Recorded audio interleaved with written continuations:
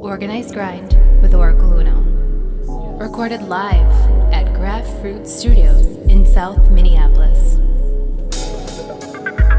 Hey, what's up, world? This is Oracle Uno checking in. This is episode 11 of Organized Grind, the podcast. And today we have another special guest joining us, Aaron Price. What up, what up, what up, what up? That's right. He's a musician. He's a video guy. He's an artist. He's a producer. He's a man of many hats. He is joining the podcast today to kick it.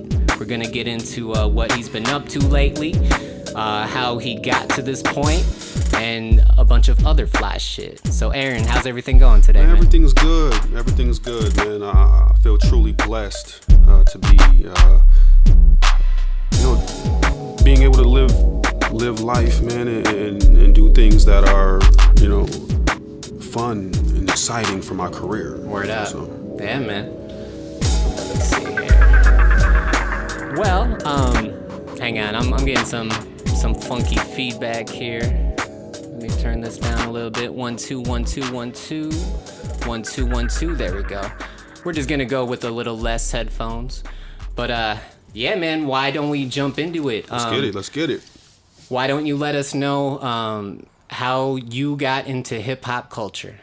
How I got into hip hop culture? I mean, I would say I was almost born in it. You know what I mean? Like, okay. I was born in 1983. That was about the time in hip hop where people were really starting to make their names for themselves.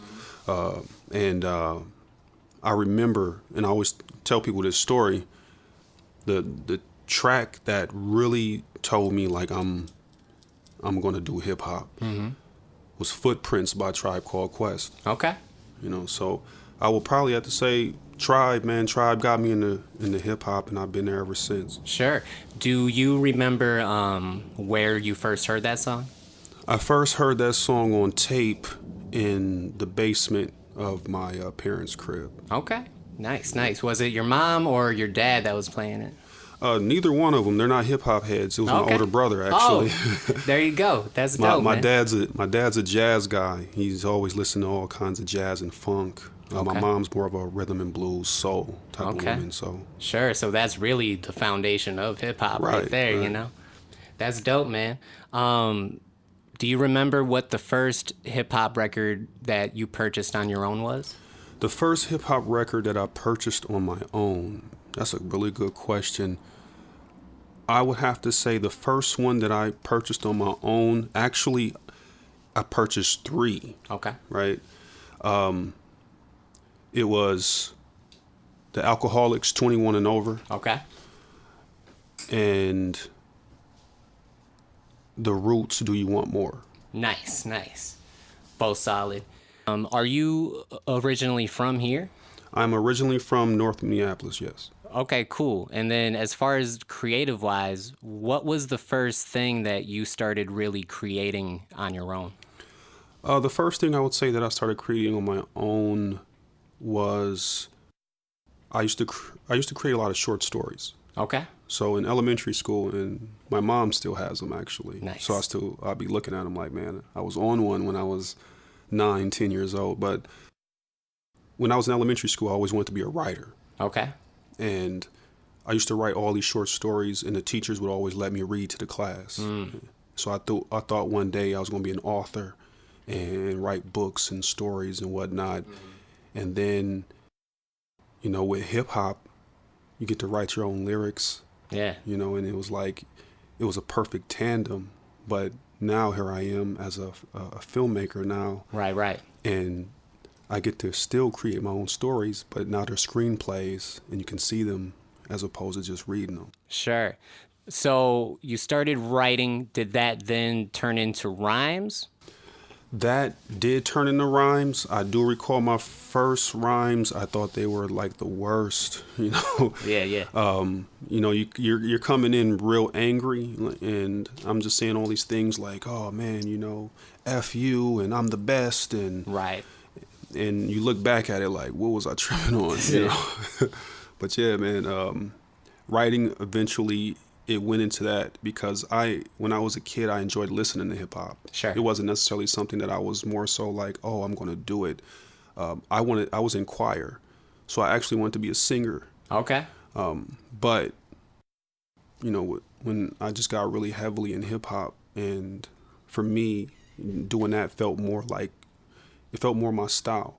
So from writing rhymes, because you've also made beats too, right? Yes, sir. So did the rhyme writing naturally go into beat making, or what was your first experience making beats? Actually, the writing, it didn't necessarily go into beat making.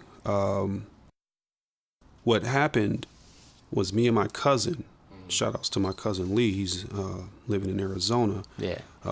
But me and him were really heavily invested in wanting to do hip hop. So he had grabbed, no, actually, yeah, he grabbed this Acid CD. Oh, okay. Yeah. So like yeah. I think one of the very first Acids. Sure. And we was playing on there. They had like its own like beats on there. You can just kind of plug in there and then you make your own melodies and whatnot. Yeah. And then we just thought that was so cool. And then once I got Music Generator for PlayStation. Oh, okay. Yeah. Like that is what got me on beats for real. Nice. Like people sleep and that MTV Music Generator That's for right. PlayStation, the From original. scratch, right? Scratch made that shit? Right. Right. That joint got me on hip hop making beats, and I never wanted to stop making beats after that. It allowed you I think it was like a 4-second sampling time. Sure. So you really had to know what you was going for. Yeah. And then you made everything manually. So yeah, man, I would say I would have to chalk it up to Music Generator. Really, like that's what really made me be like, all right, these beats, I gotta do these beats now. Okay. So from the rhymes to the beats, how did you wind up picking up a camera and exploring that lane? The funny thing about that was I was never really interested in doing camera work. I just wanted to do music, beats, writing. Mm-hmm. That was my deal. Yeah. Outside of that, I was an athlete. So it was kind of like, all right, am I going to do this music thing or am I going to try to go professional as an athlete? Mm-hmm. So with the video work, that came around the time I was like maybe a sophomore in high school. Sure. I had this teacher, shout outs to Ms. Vitas. She was the one that told me about video work and how fun it could be, and she brought me back into the newsroom and whatnot and showed me behind the scenes and the cameras and whatnot. And I just thought it was like the coolest thing ever. So then I started doing morning announcements for North. Okay, nice. And then once we did a class project where we were supposed to do a short film and whatnot, and this was back when you had the dub tapes. Okay. So it wasn't what you do now, like plugging it into an editing application and then be able to chop it up. It was like you had to put VHS tapes into different VCRs and then find a certain spot, dub it, and then move on to the next. And after that, I was like, man, this is the coolest thing ever. So I would say probably around sophomore year, I was like, man, this video thing is kind of cool. Okay. And so when did you wind up getting a camera of your own to play with? I ended up getting a camera on my own actually about 5 years ago. I used to rent equipment and that was getting a little bit pricey. So, eventually you want to buy your own thing. I had got my own camera, and at that time I wasn't looking at it real heavy. It was just kind of like cool, like, oh, I got this camera, maybe I could film some stuff. But it had like this, had the switch on it where you can turn it to regular mode or cinematic mode. Okay. So I didn't necessarily have to adjust anything in the menu as you would cameras now. Yeah. And man, I think personally about maybe 3.5 years ago when I shot my first TV show, Candy Fresh. Okay, yeah. Was when I got a chance to really use my camera, and the rest was kind of like history from there. Sure. So Candy Fresh, I'm pretty sure this is around the time where I first met you. And I wanted to get into that. Can you tell us a little more about the inception of Candy Fresh? All right, so Candy Fresh was put together by me and Bianca Rhodes, Okay. Shout out Bianca. and I I known Bianca for over about 15 years, Okay.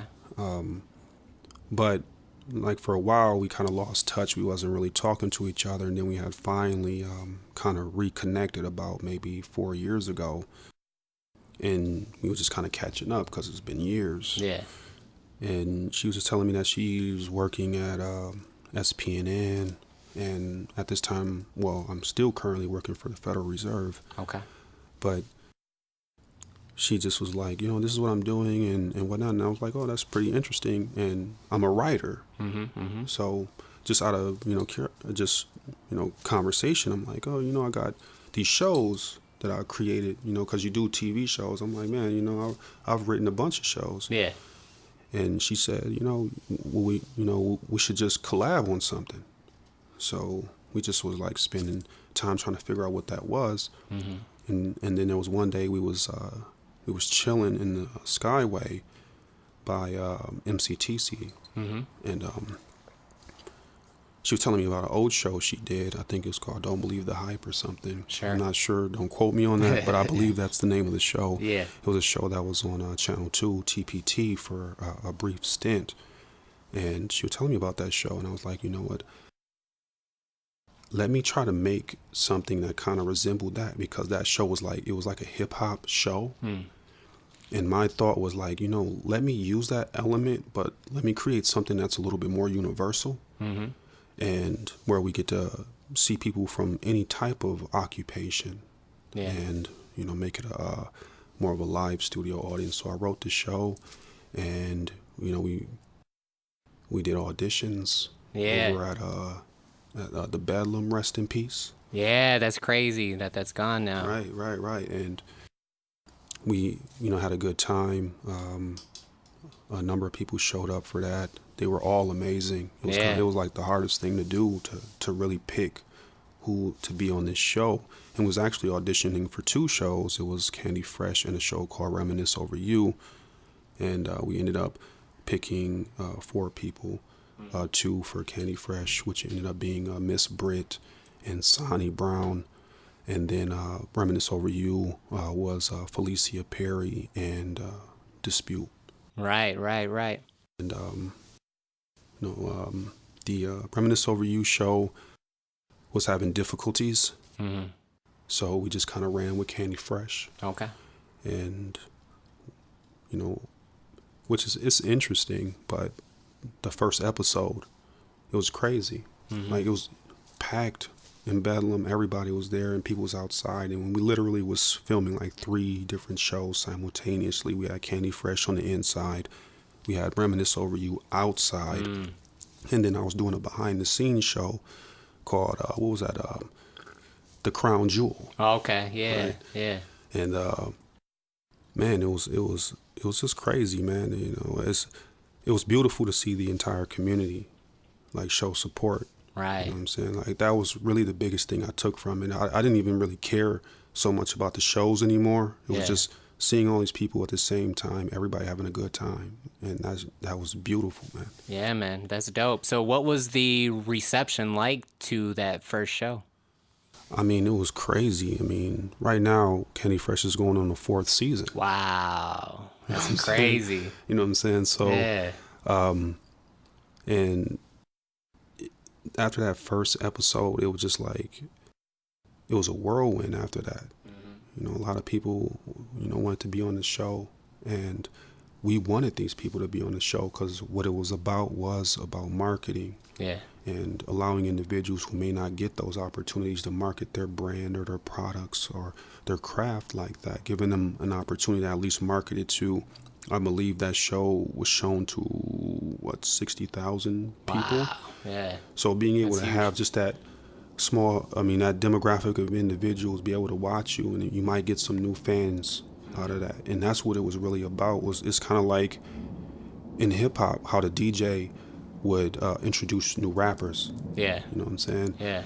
Like, I wanted to be kind of in that sense being able to introduce new players in the game. Sure. Whether you're doing hip hop or you're doing something else, I believe that a lot of these people need to be seen and heard, and we felt like Candy Fresh was a space that allowed individuals to do that. That's dope. So you said it was 4 seasons now, is what? It's currently going on 4. It's already done 3. Sure. So throughout the 3 seasons, I guess, what kind of changes have you seen, and what kind of roadblocks have you encountered?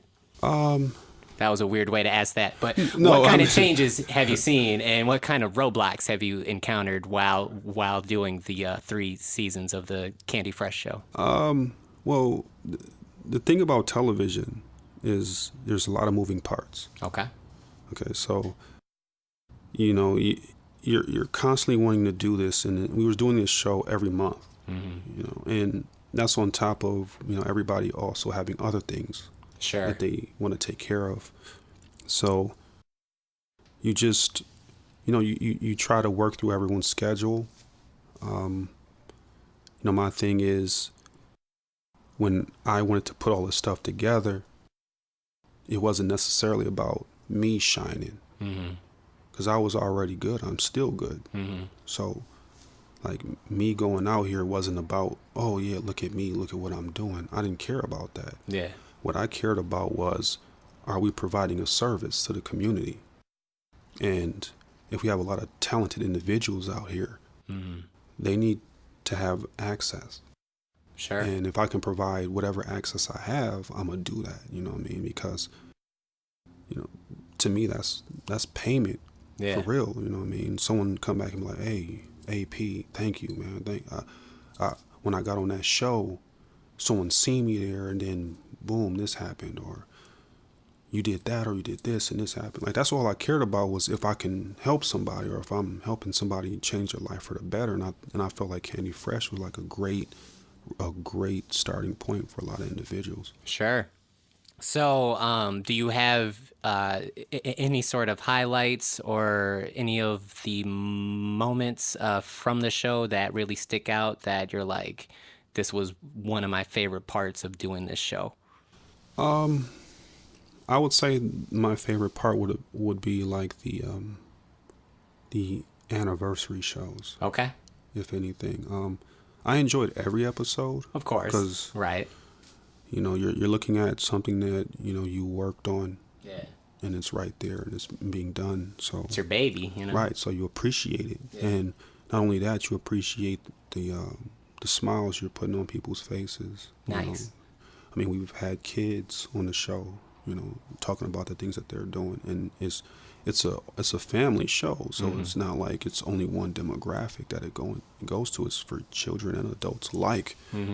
But the anniversary shows were great because we had performances, and us as the individuals that work behind the camera, we get to go on there as guests. And we had other people interview us. Sure. So we can, they can get to know us, and we're not just this quiet group of individuals that's putting together the show, and then boom, we're gone.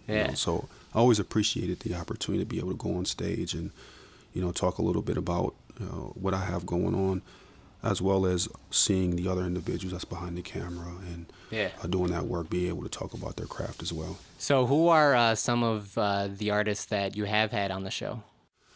Man, I think the question should be, who haven't I had? I mean, we've had Destiny Roberts. Okay. We've had,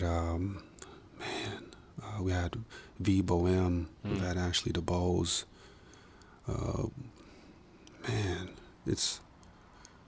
We've had, what's his name? I get lost because it's so many people, man. Sure. You know what I mean? We're talking about 3 years. Right. 12 episodes. Yeah, man. Almost. So, and it's a number of individuals. I'm trying to, man, I don't want to leave anybody out. No, it's all good. I definitely don't. Didn't mean to put you on the spot there. Oh, no, it's all good. But, man, if you're listening, you're going to have to forgive me for my memory. Like, my mind is like 1,000 miles and running. But even those ladies, Yeah. You know, Yeah. Destiny Roberts is doing her thing For sure. in the rap game. Vibo M is definitely doing her thing, R&B and dancing, and Ashley DeBose, of course, doing her thing in R&B and soul music. So, Sure thing. you know, even though those ladies alone was great, but I mean, it was so many other people that was on there. I mean, Toki Wright was a guest on there. Oh yeah, okay. I remember our first episode actually. That's right. So that was nice to have as well. But man, Dope. Well, hey man, we are 20 minutes in. We're about to go to the first commercial break here. My stutter is out of control today, so I apologize for that as well. But if you have any advice to give to somebody who might be looking to get into the video game, as far as getting a camera or getting involved with a production like yours, what would you tell someone who is just starting out, and the best way for them to dive into it? I would say something that's for anybody that's looking to do anything in this world, that's trying to be ambitious. Have a plan. You know, I think we search so much for opportunities, and we just try to jump into them without having a plan. Sure. I think anybody, no matter what it is that you're doing, if you're very ambitious and you're looking to do something greater with yourself, start by having a plan, whether it's setting a 5-year goal or whether it's setting a 1-year goal, but have a plan. Cool, man. Well, hey, we're going to get into this first commercial break. This is Organized Grind, the podcast with Aaron Price. Yes, sir. We'll be right back. Hey, what's up, world? This is Oracle Uno checking in to let you know that I just released a brand new EP entitled Speech Therapy. It's entirely self-produced. I made every single beat. I wrote every single lyric. I recorded it, mixed it, and mastered it. And you can now get it at oracleuno.com. That's ORIKALUNO.com. Thank you for listening.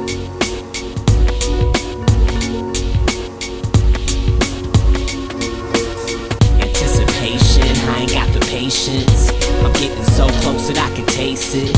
On the chase, can't leave a moment wasted. Give it all I got just to make it. Anticipation, I ain't got the patience. I'm getting so close that I can taste it. On the chase, can't leave a moment wasted. Give it all I got just to make it. Shoveling more coals into the locomotion. Combustible, the engine running off explosion. Increase the potency, pouring my Puerto Rican potion. Keep the motion rolling, no stopping. Yes, y'all. This is Organized Grind, the podcast. We are back. We have Aaron Price in the house. Yes, sir. So, we got into your history a little bit of how you got here, and it seems like the last couple years into this year, I've seen you really do a lot of things. So, why don't we start on the music side? What have you been up to music-wise for the past year? You know, a number of things.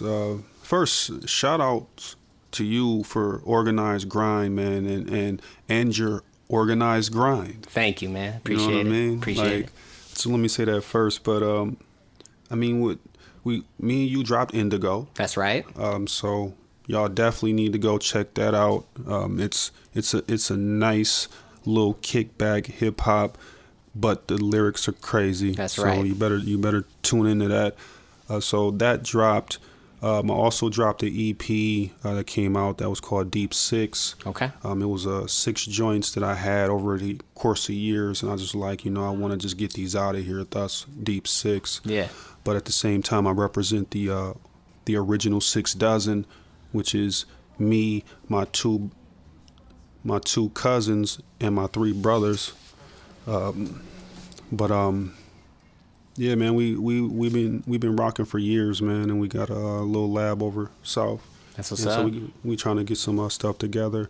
We're trying to drop a new project out, the 6-pack, which is going to be 6 joints that we came up with, and then the 12-pack after that. So okay, be on the lookouts for that. Me and my peoples, the original 6 dozen. Check in on that.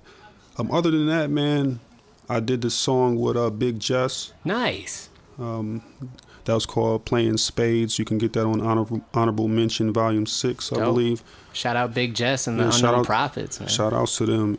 Go and cop that. You know, it's a nice project, but definitely listen to Playing Spades, because I feel like I went in, and if it goes over your head, that's cool. That's just how I spit. You know what I mean? But outside of that, man, free agent, man, you know, for the most part, I'm just out here just trying to build, maybe do some stuff on my own, see who I could build with, you know, and because I'm all about making good music. I don't believe that I single-handedly have the key to great music. Sure. I think that sometimes you definitely want to reach out to other individuals, because you never know what you're going to make, and you might make something incredible that you never seen coming. Doesn't mean you can't make some incredible things on your own. Right. But at the same time, you never know what you can do with another person, especially if you're like-minded. Yeah. As far as collaborations go, outside of us, who have been some of your favorite collabs that you've done? Oh, man. Honestly, and I didn't even say this earlier, but I'm getting ready to drop my solo project, which is River City. And it's a bunch of features on there that's going to blow people's minds. I feel like I shouldn't give anybody details. Okay. I'm sitting on it like like Dre did Detox. Yeah. But I don't want it to end up like it. You know what I'm saying? Yeah. But you know what? I'll drop it. You know what I mean? On Organized Grind. So exclusive. Right? Why not? So I'll throw some pieces out there, some nuggets for y'all. So I have this joint coming out featuring Solo Star and Kim Clan. Okay, that's dope. So, you know, be on the lookouts for that. And then I have a joint that's coming out with KPW. Okay, yep. And my man Lord Season. Okay, y'all know what time it is. Yeah, that's right. Right. So, yeah, man,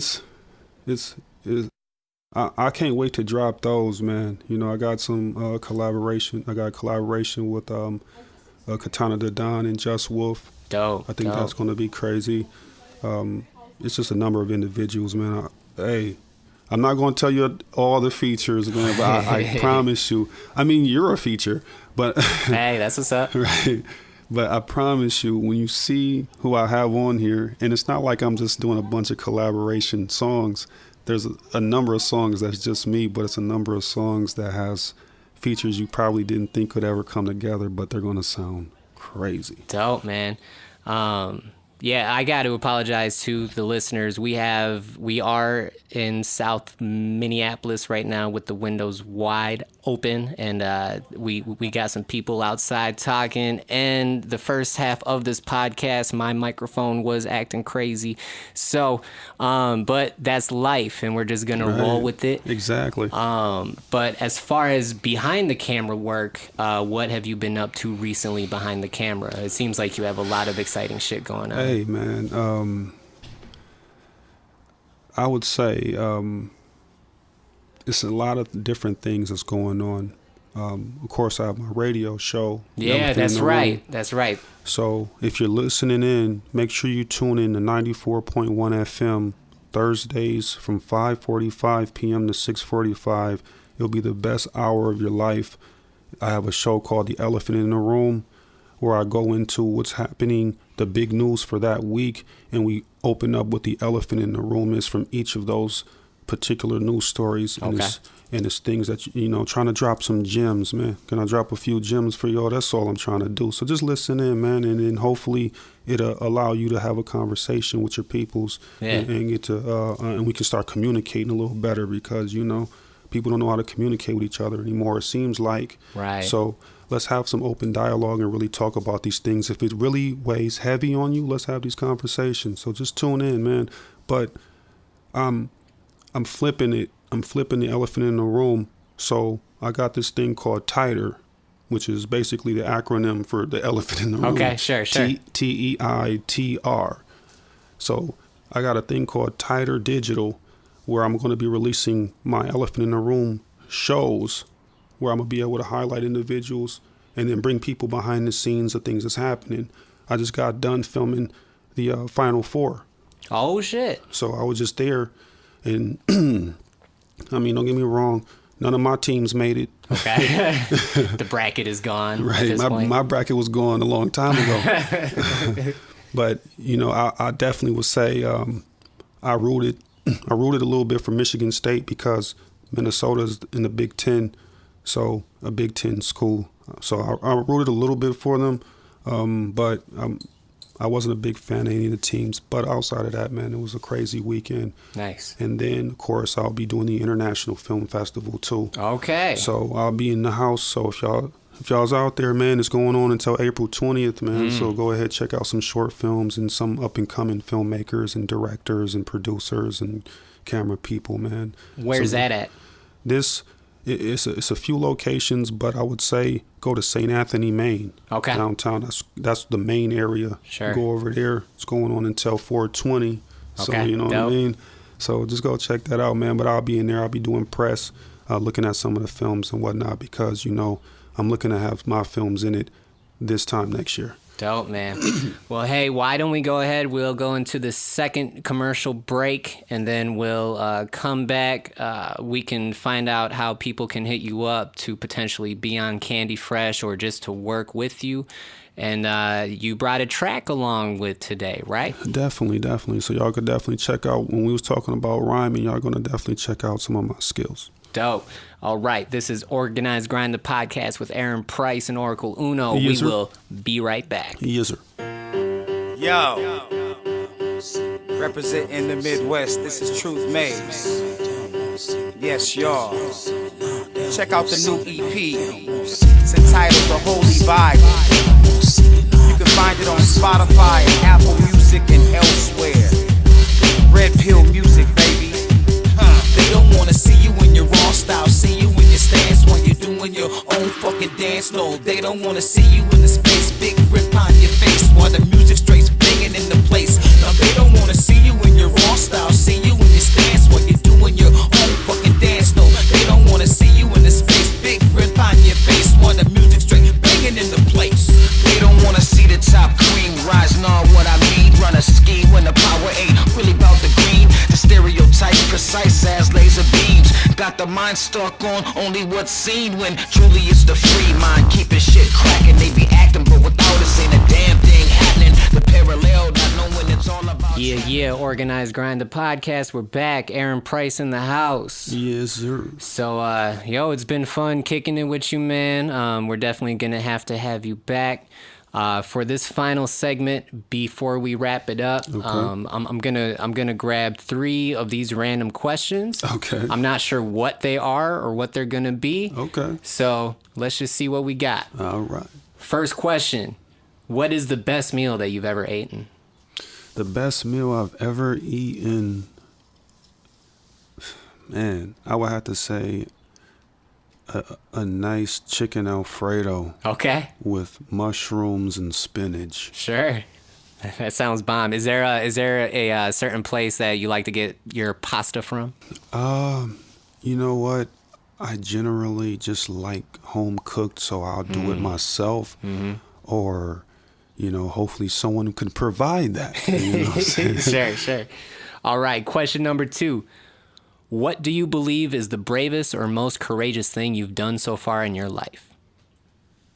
The bravest thing that I've done in my life would probably be stepping out from being extremely introverted. Okay. Like, I'm an extreme introvert. I don't like being out here like that. I don't like being seen. It's not that big a deal. Some people look at me and say, how do you do all of that? You seem like this person who can be everywhere.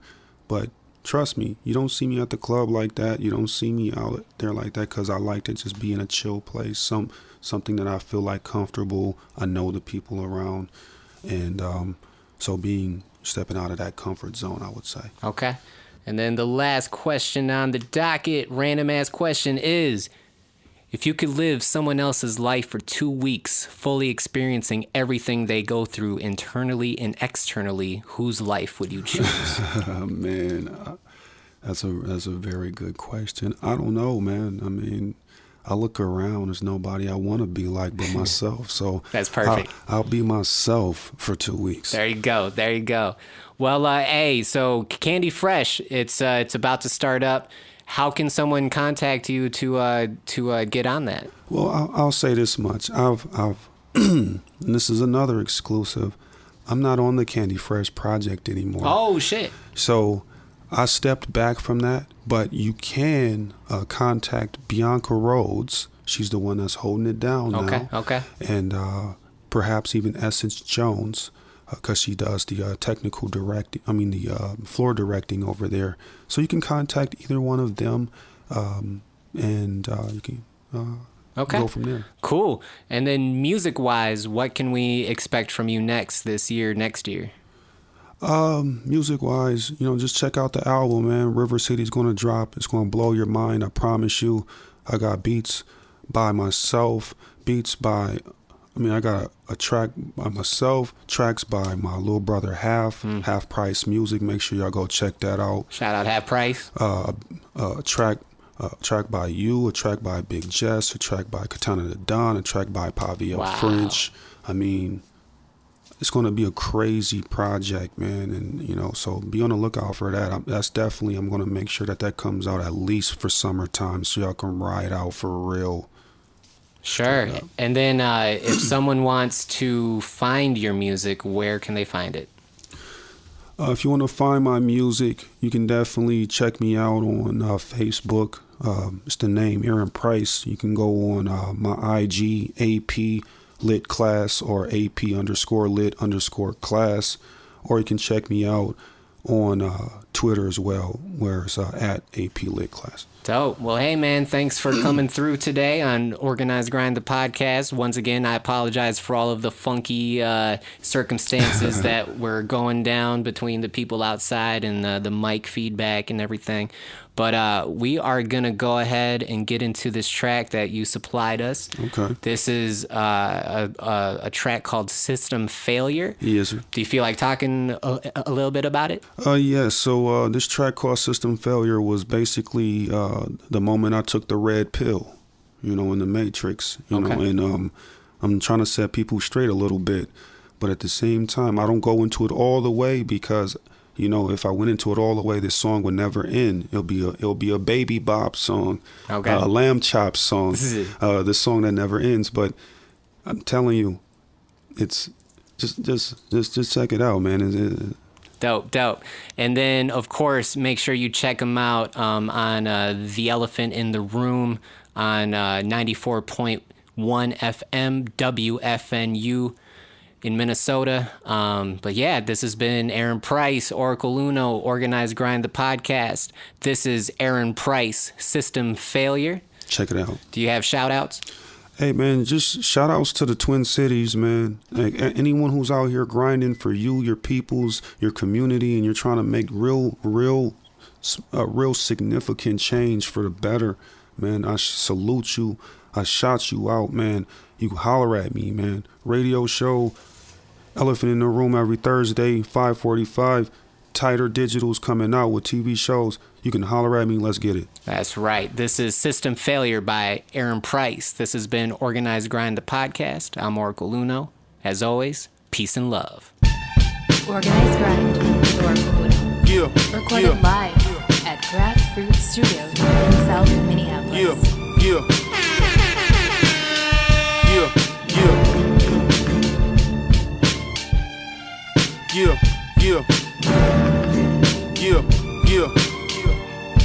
They say seeing is believing, but do you believe all that you can see? Have you ever seen smoke and mirrors? Have you ever seen smoke and mirrors? Have you ever seen smoke and mirrors? A lot of individuals have become unfamiliar. Ignorance is truly bliss, but that's the way of the world. What if I can offer you the truth? Get the shackles inside your mind loose. Stop your own mental abuse before more of this disease is unfurled. I only ask for a few moments of your time, simply to explain. You see, I can free your mind, release your strain. Look around you, the system was everywhere, it's preordained. Develop through blood stain after blood stain, and stains your consciousness. Develop through blood stain after blood stain, and stains your consciousness. You wanna rebel, but there's no stopping this. And if the situation makes you feel like you cannot determine if this is actually real or unreal, let me tell you something. The system was only made for the cunning or the brave. As long as they are willing to be a slave, as long as they are willing to be a slave, as long long as they are willing to be a slave, as long as they are willing to be a slave, no other ways to perish in their own hell for the remainder of their days. It's unfortunate, sad to say, disproportionate economics due to large greed, and they have a need to force feed you all propaganda. Sex, drugs, money, and murder. Let me elaborate further. They patrol you as they watch all of those messages control you, to throw you and mold you into outstanding criminals. Your damage is maximum. Your life means minimal. Your damage is maximum. Your life means minimal. Your damage is maximum. Your life means minimal. It's the invincible. You can never expose. The system is like a steel trap for those who try to oppose. Even those who are well off are also systematic victims of big business, whose only wisdom is solely income. Wisdom is solely income. Wisdom is solely income. Wisdom is solely income. Wisdom is solely income. It's solely income.